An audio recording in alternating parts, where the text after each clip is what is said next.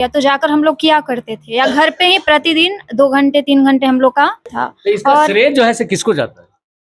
हमारे चाचा जी हैं, हमारे पिताजी हैं, तो ये घर से ही हुआ है। यानी आपको घर से ही ये शिक्षा मिला।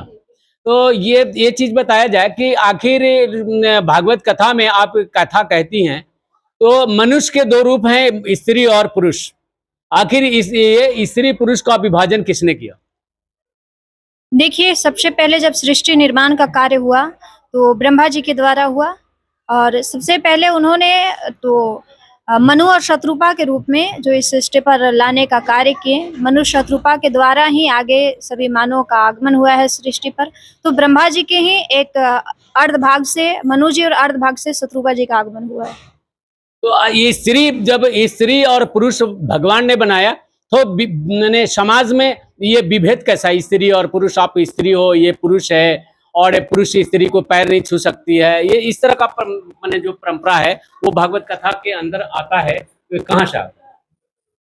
देखिए, ऐसा नहीं है कि स्त्री जो है वो केवल पुरुष को ही पैर छुए। हमारे देश में, भारत भूमि में, जहाँ बच्चे बच्चियां हैं और छोटे छोटे बच्चियों को देवी रूप में माना जाता है और स्वयं देवी हैं। और जो लोग ये भेद मन में रखे हैं कि ये स्त्री हैं, ये पुरुष हैं, ये इस काम को नहीं किया जा सकता है। हम लोग को भी, जहाँ हम लोग कथा भी करते हैं हर जगह, तो स्त्री कहकर कि स्त्री है तो कथा नहीं कह सकती, इस टाइप से बहुत प्रकार से आया है बात। लेकिन हमारे जो श्रीमद् देवी भागवत है, जहाँ पर स्वयं स्त्री स्वरूप, जब सभी शक्तियाँ, सभी देवताओं की शक्तियाँ समाप्त हो जाती है, यहाँ राम हो, कृष्ण हो, या जितने भी देवता हुए, ब्रह्मा विष्णु, तो सबकी शक्तियाँ समाप्त होने के बाद ही एक महाशक्ति जो देवी के रूप में अवतार होकर के सभी को पुनः शक्ति प्रदान करती है और सभी के कार्य को माँ देवी भगवती ही सफल करती हैं। तो ये जो किंवदंतियाँ फैलती है इस संसार में कि स्त्री हैं और केवल पुरुष को ही स्त्री प्रणाम कर सकते, पुरुष नहीं प्रणाम कर सकते, जिसके कारण से व्यक्ति अपने सोच को रखे हैं, जिसके कारण उनका ऐसा व्यवहार अभी के समाज में हुआ है। और अनेकों प्रकार से जहाँ स्त्रियों को प्रताड़ित किया जाता है, स्त्रियों को नीच कहा करके संबोधित किया जाता है। तो ऐसी कोई भी हमारे वेद शास्त्र में ये नहीं लिखा हुआ है कि स्त्री को केवल घर में बंद करके रखना है, स्त्री को केवल प्रणाम करवाना है, उन्हीं से केवल जीवन के कार्य को करवाना है। तो दीदी नमस्कार, मैं हूं अजय सिंह और अभी आप देख रहे हैं फास्ट न्यूज इंडिया। जैसा कि देख रहे हैं, बिहार के गया जिला और टेकारी अनुमंडल है और टेकारी प्रखंड के अंतर्गत छठवां पंचायत और छठवां गांव है, जहां देवी प्राण प्रतिष्ठा कार्यक्रम चल रहा है। 5 तारीख तक के यह कार्यक्रम चलेगा और जिन चेहरा को आप देख रहे हैं, संवेदनशील क्यों कहा गया है?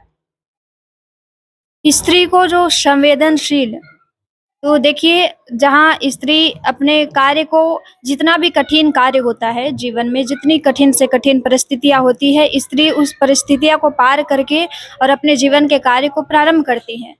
लेकिन ये जो स्वयं इस अभी के समय में, कलिकाल में, स्त्रियों के प्रति इस प्रकार से और हर स्थिति में जहाँ स्त्रियां हर कार्य से लड़ने की क्षमता रखती हैं, जिसके कारण से स्वयं स्त्रियां को एक शक्ति स्वरूपा, देवी स्वरूपा मान करके इस संसार में लाया गया, कार्य को किया जाता है। और जो संवेदनशीलता है, जो स्वयं हर शक्ति देवी माँ भगवती कार्य को करती हैं और इस संसार में लाती हैं। दीदी एक चीज और बताइए कि मनुष्य जो पुरुष होता है वो स्वार्थी क्यों होता है? इस कलयुग में तो पुरुष बिल्कुल स्वार्थी होते जा रहा है। इस पर जो है से क्या कहना है? देखिए, इस संसार में केवल पुरुष ही स्वार्थी नहीं है, स्वार्थी का तो विषय ही स्वयं कहा गया है कि सुर नर मुनि जन की यही रीति और स्वार्थ लागी करही सब प्रीति। इस संसार में सुर मुनि जन जितने भी हैं, सब केवल स्वार्थ हेतु ही प्रेम करते हैं। और जब तक स्वार्थ हेतु प्रेम है, जब तक लगाव हेतु ही केवल प्रेम है, तब तक वो प्रेम नहीं हो सकता है। क्यों? क्योंकि जब तक कुछ किसी से मिल रहा है तब तक लोग प्रेम करते हैं, और जब मिलना बंद हो जाता है तो उसको स्वयं छोड़ देते हैं। यहाँ तक कि देवता भी स्वार्थी हैं, मनुष्य भी स्वार्थी है, और केवल पुरुष को ही स्वार्थी नहीं कहा गया, जितने भी संसार में है सबको, क्योंकि सुर नर मुनि जन सब जितने भी हैं सब स्वार्थी हैं। एक परिवार अगर परिवार से प्रेम कर रहा है तो कुछ स्वार्थ कारण ही प्रेम कर रहा है, पुरुष खूब रुपया पैसा लाकर घर में देता है, तो स्वार्थ ही है, लगाव ही है ऐसा, जिसके कारण से लोग घर में प्रेम कर रहे हैं, उनको मान सम्मान दे रहे हैं। जिस दिन वो बंद कर देंगे लाना पैसा, उस दिन मान सम्मान और घर में जिस प्रकार से इज्जत होती है वो भी बंद हो जाएगी। सबसे बड़ा प्रश्न है दीदी जी कि आपने अभी बोला कि ठीक है, पुरुष जो है से स्वार्थी तो होता ही है, हर इंसान में स्वार्थी होता है, चाहे वो स्त्री हो या पुरुष हो, सब स्वार्थी होता है। कृष्ण भगवान भी राधिका को काफी प्रेम करते थे, लेकिन कृष्ण भगवान के स्वार्थ कहीं पर छिपा था क्या? कृष्ण भगवान नहीं है, वो तो स्वयं अनंत रूप है उनके और अनंत स्वरूप है, तो कभी उनमें ये स्वार्थ का भाव आया ही नहीं। दोनों एक ही स्वरूप में है, एक स्त्री रूप में राधिका जी आई है, लेकिन कभी उनमें ऐसा स्वार्थ का भाव नहीं आया है। हृदय में उनके कभी ऐसा भाव नहीं आया। जो भी भाव आया है एकदम प्रेम के साथ में, निस्वार्थ प्रेम कहा जाता है, निस्वार्थ प्रेम के साथ। तो दीदी क्या आप इस वैवाहिक जीवन में, आप इस संसार में, अभी कलयुग भटयुग चल रहा है, इस संसार में क्या वैवाहिक संबंध आप करना पसंद करेंगे? देखिए, अभी तक तो कोई निहित नहीं है इसके लिए, क्योंकि जहाँ तक अभी हम लोग चल रहे हैं, अभी बहुत समय है और आगे जैसा होगा फिर उसके अनुसार। कितना भाई बहन हैं आप? 3 बहन 2 भाई हम लोग। आपके पिताजी क्या हैं? पिताजी बस साथ में चलते हैं, अध्यात्म से जुड़े हुए हैं। हाँ, अध्यात्म से पूरे परिवार हम लोग जुड़े हुए हैं। दीदी जी, आपने सुना होगा कि बागेश्वर धाम सरकार जो है, ऐसे बहुत सारे वीडियो उनका वायरल चल रहा है कि जया किशोरी जी महाराज से उनकी वैवाहिक संबंध होने वाला है, इस पर कुछ विचार दीजिएगा।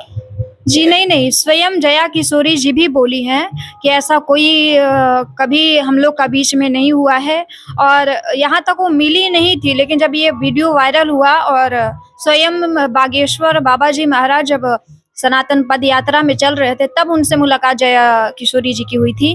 तो ऐसा कोई संबंध नहीं है। लोग अभी न जाने अनेकों प्रकार से गलत प्रयोग करके और अपनी वीडियो को वायरल करने के लिए, सब्सक्राइब बढ़ाने के लिए लोग एक दूसरे से गलत संबंध को जोड़ते हैं, पकड़ने के लिए ऐसा लोग करते हैं। दीदी जी, एक और चीज है कि आप कथा कहती हैं और बाहर में अगर एक गरीब आदमी आपको कथा के उद्देश्य से, कथा कहने के उद्देश्य से अगर आपको ले जाए, तो आप वहां जा सकती हैं कि नहीं? आपका खर्चा हम मेंटेन नहीं कर पाएंगे, वो गरीब आदमी नहीं कर पाएगा, तो उस परिस्थिति में क्या परिस्थितियां उत्पन्न हो? देखिए, ऐसा नहीं है, भगवान ये नहीं कहते कि आप कथा कर रही हैं तो केवल पैसे ही, हर जगह पैसा नहीं है। अपना स्वभाव जो हमें भगवान के द्वारा, जो गुरु के द्वारा प्रदान हुआ है, कम से कम हमको उन्हें सुनाने का ये समय मिल रहा है, इससे अधिक और क्या चाहिए। और दीदी जी, ये कथा आप कहती हैं और बहुत जगह ऐसे भी जाना पड़ता है, और जहां आप जाती हैं कभी समाज से कुछ ऐसे भी आपको विभेद सुनने को मिलता है कि आप कथा कह रही हैं, बाहर जा रही हैं और पैसे कमा रही हैं, पैसे करने के उद्देश्य से कथा कहती हैं? अभी तो बोला नहीं गया, थोड़ा मोड़ा होता है हर जगह, और अभी के समय में तो बहुत से लोग, देखिए ऐसा नहीं केवल हमारे फैमिली है तो फैमिली सपोर्ट में है, लेकिन जो और हैं क्षेत्र के वासी लोग, देखने वाले, तो हर प्रकार से बात को बोलते हैं, लेकिन सब बातों को पीछे छोड़कर अपना जीवन के कार्य को करना चाहिए व्यक्ति को। उसी प्रकार हम लोग करते हैं। और इसी प्रकार हम जो है अभी दीदी से बात कर रहे थे, और देवी जी ने जो बात कही, बहुत बड़ी बात कह दी।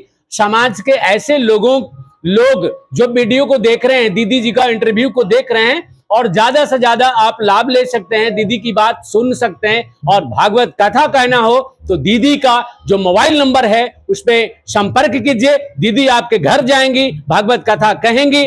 और इसी के साथ हमें स्टूडियो वापस ले चलते हैं। धन्यवाद।